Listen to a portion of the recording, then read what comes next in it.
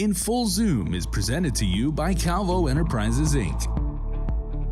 Happy day, everyone. Nestor Licanto here. Welcome to another edition of In Full Zoom. And this week, we've got a very special topic. The Chamber of Commerce and local business organizations have been working on an economic recovery diversification plan, which they've presented to the governor. And we've got three people here who helped develop that. And let me just introduce them right now.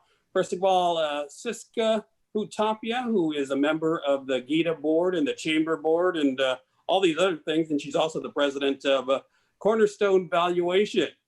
Joe Cruz is the president of Cabris Marine, and a familiar face, Frank Campillo, who is the plan administrator of Calvo's Select Care. Thank you for joining us, everybody. Thank you, Nestor. Thanks for having us, Nestor. Thanks for having us, Nestor. Okay. I'm not sure who wants to start, but I would, just to lay the foundation for the discussion, could you explain a little bit about how the Chamber came about putting this plan together, and what are the origins of that? I guess maybe you can start that, Frank. Well, thank you, Nestor. You know, as you know, Guam is at an economic standstill that we haven't seen since World War II. And this economic pause has shown the weaknesses of a single industry-based economy. And this is exactly what the genesis and the purpose of the Chamber of Commerce think tank committee was, to evaluate and provide ideas on economic diversification and shape the future of our island's post-COVID economy. We recognize that GVB and GHRA and other organizations are working on getting back and reignite our tourism economy. So the focus of the think tank was on industries that were outside of the tourism economy. We had three main objectives. The main objectives were to identify the potential new industry or business idea, identify and address any barriers that that idea may have, provide a suggested action plan for the implementation of each business idea, and demonstrate the economic benefit that the island will get from that. The report reviews several business industries and opportunities, and it is segmented in accordance to short, medium, long, and long-term possibilities. We have presented the report to Gita and the governor, and we now have to work hand in hand with government agencies for the implementation of the ideas. We had put in a structure together that includes Gita and Chamber team leaders that work on each one of these ideas. And now I would let Joe Cruz talk about some of the ideas, and we can get into the weeds of it later. All right, go ahead, Joe. Okay, so the think tank was composed of several local residents who were experts in their field. Specifically, we had Joe Arnett from Deloitte. We had Jerry Perez. We had Nate Timinglow. We had Christine Balletto. We had Ernie Galito and Frank Campillo as our various task leaders. The think tank identified 10 initiatives, which are basically out-of-the-box concepts addressing our current political as well as our legal structures. We've identified near-term initiatives based on certain laws that allow for it. And these initiatives include the alternative dispute resolution, the captive insurance, and the Guam Trust Law initiatives. And then in addition, we identified, just based on the fact that we're regionally and strategically located to Asia, different opportunities that we can maximize in the near term. And these include initiatives related to the construction and labor situation in Guam, ship repair, as well as safe haven port initiatives. And then our last four initiatives, which essentially are long-term initiatives, which again is to capitalize on our regional location in essentially America and Asia, which is a theme that we kind of developed for some of our ideas, is the relocation of high wealth individuals and businesses from Asia, specifically Hong Kong. And that's an initiative to have pharmaceutical manufacturing and relocation to Guam. Then we had our another initiative, which is the Silicon Village initiative. Then our last initiative, which is the satellite launching initiative. And again, these initiatives are creative ideas We've had some of these initiatives that are already in the books, but just haven't been followed through on. And based on the current state of affairs here in Guam, we felt that it was necessary to identify some goals that we could chase in order to improve our current economic situation. Okay, before we get into the weeds on some of these, I was going to go to you, Siska, and maybe get your reaction as a member of the Gita board, because the government, of course, will be heavily involved in this, as it always is. What's your reaction to the plan as presented by the Chamber and business groups? Yes, so yeah, exactly. When of course, Frank and Joe are the co-chairs of this think tank committee for the Guam Chambers of Commerce. And I'm on the board of the Guam Chambers of Commerce too, and was involved as part of the member of the committee. And when I talked to David John, who is the chairman of the Gita, and also Chairman Christine Moleto from the Guam Chambers of Commerce, we were thinking, okay, we have this great white paper that Frank and Joe has worked really hard, and all the team leaders has worked really hard on. How can we make this this plan go into action? And so we kind of wanted to have one integrated approach from the private sector and from the government agency, and have the buy-in from the legislature too. As a matter of fact, when we wanted to introduce this plan, we strategically have the meeting first with Gita, have their buy-in, and then we brought it to the governor with Gita, approval, and then Governor Carl Gutierrez also kind of like empower us by saying, hey, we need to bring the legislature here. So we really want this white paper to become action plan and not just a white paper. And so we really wanted to have one integrated approach where the government, the public sector, and the private sectors work together and make it happen for the future of Guam. And like Frank said, the tourism industry, which is our main industry, early this year, when we come to January to February, we were on to the most stellar year of tourism industry in Guam. Our collection on the tourist attraction fund was up by 5% in January, and up by 10% in February. But come March with the lockdown and all the way to August, in August we were down by 90%. We really do need to have this diversification, and we really do need to have vision on where our Guam economy can go. And Frank and Joe again have already compiled this awesome plan. And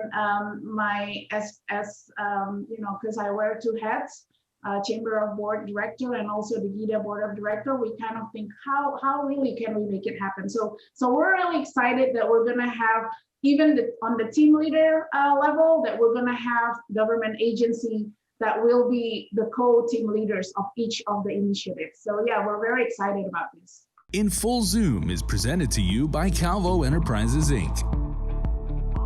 GU Self-Storage, conveniently located near the Harmon McDonald's. We offer affordable rates, online payments, and auto bill pay for your convenience. Plus gate access daily from 6 a.m. to 9 p.m. Call us today at 648-7867 for more information. In Full Zoom is presented to you by Calvo Enterprises, Inc.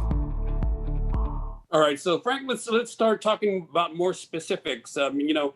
We've all understood that Guam has needed to diversify for so many years. We've had this basically two-legged economy, tourism and federal spending. So which of these initiatives that Joe laid out do you think would be the most immediate and the thing that we can act on right away? So actually, if I can, Nestor, Joe alluded to the immediate term initiatives and the medium term initiatives, and he's more familiar for those and work on those. So I'm going to let Joe address the immediate and medium term, and then I'll go to the long term initiatives, which are those that I work on. So Joe, if you could help us with that. Sure. On the short term, Nestor, we essentially took existing laws that are in place that would enhance our economic situation here.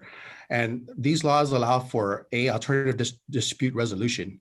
And in this initiative, essentially, it enables Guam to be a location where companies who are having legal issues, instead of going through a court process, would have an arbitration process. And there are laws currently established in Guam which enables this dispute resolution to occur here in Guam.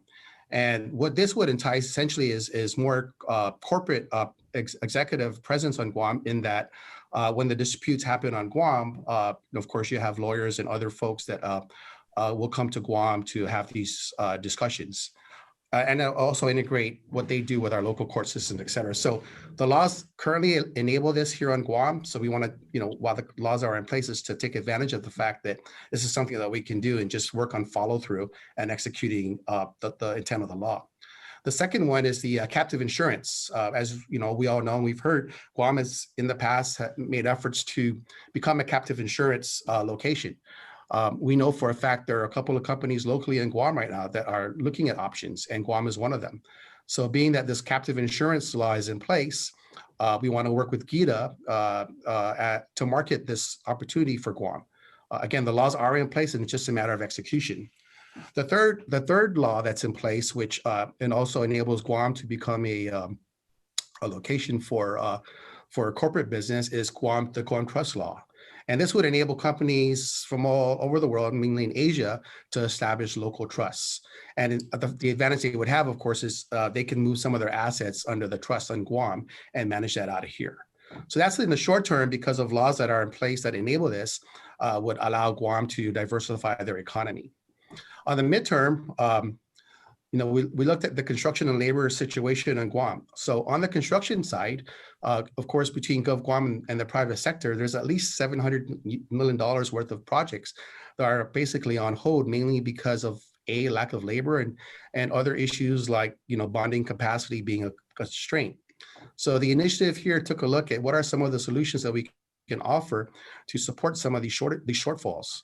And that which brought us to the labor initiative, right? So the labor initiative essentially identifies that we have 40,000 workers on Guam that are currently displaced because of our tourism, the impact on our tourism industry from the pandemic. The labor initiative addresses a retraining or repurposing of this workforce into construction skilled labor. That would be one of the immediate goals to address our labor shortage. And we'll work, of course, with Guam Community College, the Trades Academy, Department of Labor to execute the retraining and repurposing of this workforce. On the construction side, of course, Public Works has contracting challenges as well with procurement, et cetera. So the thought we had was to outsource some of that contracting process so that we can enable this process to get executed. And to address some of the labor shortages, one of the other options that we looked at was importing U.S. labor to Guam, mainly because, in the States currently, there's about 300,000 unemployed construction workers. The cost of doing that, of course, would be high. So, the concept we looked at was probably reverse sourcing. Instead of the government outsourcing workers, maybe they can source workers and then reverse source those workers back to contractors to use them to execute construction projects in Guam. On the next initiative, which is another midterm, is ship repair. Due to the pandemic, whereas U.S. government ships were being serviced in Asia, as a result of challenges of getting certain skilled personnel and certain qualified manufacturer personnel into Asia to do repairs, Guam, because of our current U.S. position and our U.S. status, we can bring these technical workers to Guam to support ship repair here. And the fact that ships can't enter into Asia enables Guam to have that attraction. So now we can bring these ships to Guam for more repair. Of course, we got to have a workforce for that, which we currently have 3 companies in Guam that can provide the service. And then the last midterm initiative which is to create Guam as a safe haven port. Currently, the military ships come to Guam. However, the personnel stay on base. So the initiative here identifies an opportunity where the Guam hotels currently, while they're being challenged due to the pandemic, can be used as bubbles and have the crews who arrive on ships essentially move from bubble to bubble on the ship, bubble on a transportation process into a hotel environment where they can partake in hotel services and, of course, occupy the hotels so the hotels can regenerate some of their jobs. So essentially, those are the near-term and the midterm initiatives that we looked at. Of course, there's a lot of detail that was specified in the white paper, but in a nutshell, that's a brief description of those near-term and midterm goals. In Full Zoom is presented to you by Calvo Enterprises, Inc. GU Self-Storage, conveniently located near the Harmon McDonald's. We offer affordable rates, online payments, and auto bill pay for your convenience. Plus gate access daily from 6 a.m. to 9 p.m. Call us today at 648-7867 for more information. In Full Zoom is presented to you by Calvo Enterprises, Inc. All right, Frank, and can you discuss some of your long-term initiatives? So the long-term initiatives that we identify, and if I may, before we identify those, Nestor, is the white paper actually not only identifies the industry, but remember that we also identify the barriers. We identify how we can remove those barriers so we can make it a workable idea, and also what is the economic benefit to the island. So the 7th idea, which is a long-term idea, is the relocation of high wealth individuals and businesses from Asia. And when we said from Asia, is because the genesis of this was Hong Kong initially, but as China continued to ingress into the different countries, that includes Taiwan, for instance, which they're a little bit concerned about how China is ingressing into the territory, or in areas like even Tibet, for instance, where China is reclaiming some of their territory. So we're looking at companies that can relocate and possibly put a secondary office here in Guam as a protection for future intervention of China. And it is based on the fact that Guam is a U.S. economy, has a judicial system that works, has a banking system that is global, and also the proximity to these economies around the area of China. The other initiative that we work on was the pharmaceutical manufacturing and relocation to U.S. territories. And the pharmaceutical industry prior to COVID was $1.3 trillion globally. After COVID, and there are not certain numbers, but it is my estimate that those numbers are closer or probably higher to $2 trillion globally, because the world is spending a lot of money on vaccines, medications to treat COVID, and so forth. So we are not going to get companies from developed countries like Germany or continental US, those are or Switzerland, that are very developed economies in regards to pharmaceutical. But around us, Japan, Taiwan, even the Philippines are producing pharmaceuticals that they would like to sell to the greatest and largest market, which is the United States. So companies, in fact, there was a company from the Philippines about 1.5 years ago that was Unilab, that was looking at Guam to be the bridge between the Philippines and the United States for the sale of pharmaceuticals, and in this case, basically generic drugs. So that's an idea that Gita has taken to heart, and is something that we're going to be working very hard to develop in the long term. Then the next one was the Silicon Village, which is an idea of not only doing improving the way how technology is done around the island, but actually trying to get Guam as a territory to host higher technology, to be a data warehousing and so forth for companies around us, around Asia. And the last one, which is actually, we look as a long term, but it's already in place, is launching satellites from Guam and using Guam as a space travel location. As you know, Virgin has already done studies on Guam and is locating some of their assets to Guam. But I think not only Virgin, but other companies like the companies that Blue Origin and others that are working into the future space exploration can relocate to Guam. And that's, in a nutshell, the 10 initiatives that we're looking at from the Chamber point of view and the white paper. All right, thank you. And so, Cisco, what is Gita's role going to be in this? And in addition to, help moving this along, I imagine that some of this will have to do with relations with the federal government to overcome some of those barriers. I lost you there a little bit on my internet connection here. Nestor, you mind repeating it? Sorry. Oh, Oh, sorry. I was just asking if you could explain Gita's role in moving these initiatives along, particularly with respect to federal regulations that may have to be, tweaked to be able to accomplish what you guys want to do here in Guam. Yes. So the first part of your question is Gita's role. It is not a secret that permitting, trying to get licensed, trying to get business starting in Guam is a really, really difficult feat for most investors from Oak Island. And so, we want to be able to be the concierge.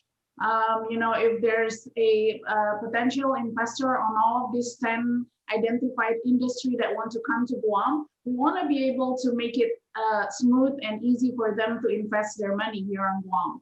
And so that's why the way we structure this whole ad hoc committee, we wanted to bring all the government agency to each of these 10 industry that we've identified to be the co-team leaders so that we can make it happen.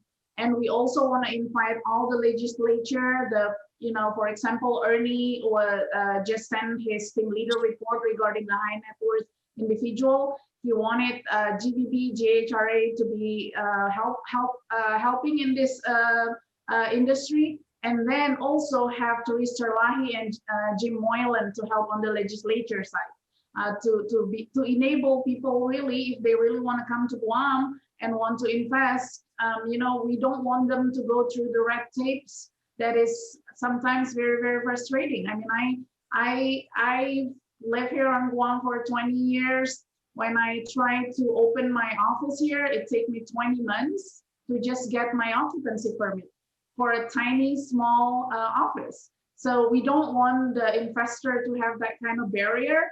Gita has been doing road trip, touting Guam is a good place, American soil in Asian water. Okay, I think we might have lost Siska for a moment there. All right. Okay, go ahead. So anyway, we don't want a violent investor who's ready to invest millions of dollars on Guam have the frustration of going through the red tapes. I was mentioning, when I want to open my office building here, it took me 20 months to just get a occupancy permit for a 1,400 square feet building. That should not happen. And I know everyone on Guam, let alone people who doesn't know anybody. We can't expose them to that. So that's kind of, this one Guam integrated approach is kind of the thread, the DNA of this ad hoc committee. And that's kind of what we wanted to achieve. And regarding the federal regulation, again, by, working closely with our lawmaker, with the governor, we got full support from the governor. She's so excited about this effort. I think we can work things out. I don't know if Frank and Joe has more to add to this. In Full Zoom is presented to you by Calvo Enterprises, Inc. GU Self-Storage, conveniently located near the Harmon McDonald's. We offer affordable rates, online payments, and auto bill pay for your convenience. Plus gate access daily from 6 a.m. to 9 p.m. Call us today at 648-7867 for more information. In Full Zoom is presented to you by Calvo Enterprises, Inc. Well, we've only got a few minutes left, and I wanted to just kind of close it all out by giving you each a little bit of time to I think, as you all know, the devil is going to be in the details. And so I wanted to each of you to kind of speak real briefly on expectations and how we need to manage those. Because as I said earlier, I mean, we've been talking about the diversification of Guam's economy for many years. And but at this particular point in time, because of the pandemic, because of the collapse of our tourism industry, we really need to do this now. So let me start with you, Frank, and to just give us some more, a real brief thoughts on how you think we can manage this and proceed and get this done. Well, Nestor, and thank you for preempting by saying we have tried this before. And yes, you're right. But right now we are in the middle of a crisis that we have not felt before. And the economic the economy of the island is at a standstill still. In crisis, create opportunities. In fact, some of the best developments and the best industries that have occurred in the world have come out of crises. So we believe that this is the time where we're together, the government of Guam and private sector need to come to with ideas that is going to help us diversify this economy. Tourism will come back. When will it come back? That's the great question. How quickly will it be recovered to the pre-COVID levels? That's a question that we don't have an answer for. We were targeting 400,000 tourists for next year. And apparently, according to Jerry Perez, Jerry says that it will not happen next year to get 400. So if it takes us 5 or 10 years to get to pre-COVID levels, that's going to be devastating to the economy. And this is the time to address this crisis and start looking at other industries that can help the economy recovery of the island. All right, Joe, a lot riding on the short-term initiatives. Talk a little bit about that and what your expectations are. Sure. I mean, by no means are these initiatives the answer to the maiden's prayer.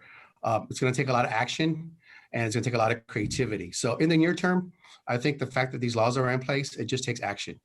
We need to promote Guam as a destination for these initiatives.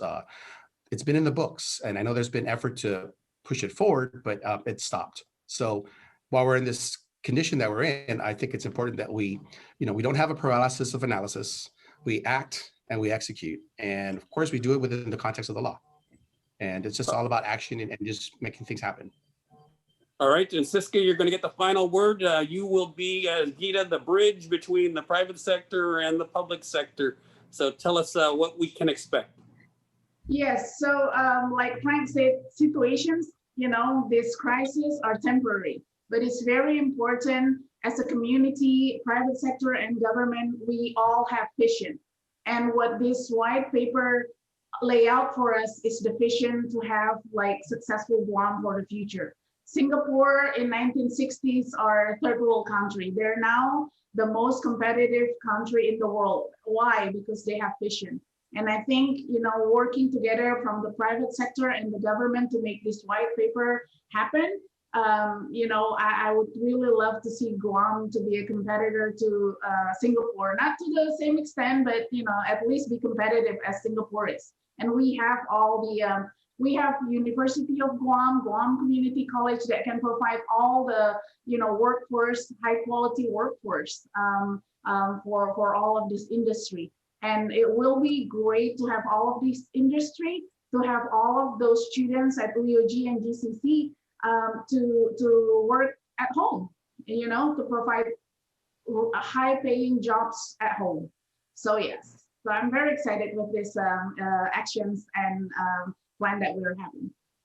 Sounds like some really great ideas, and so best of luck to you guys. I hope you can push this all through. Siska Hutapia, Joe Cruz, Frank Campillo, thank you for joining us. I'm Nestor Licanto. We'll see you again next week on In Full Zoom. Thank you, Nestor, for having us. In Full Zoom is presented to you by Calvo Enterprises, Inc.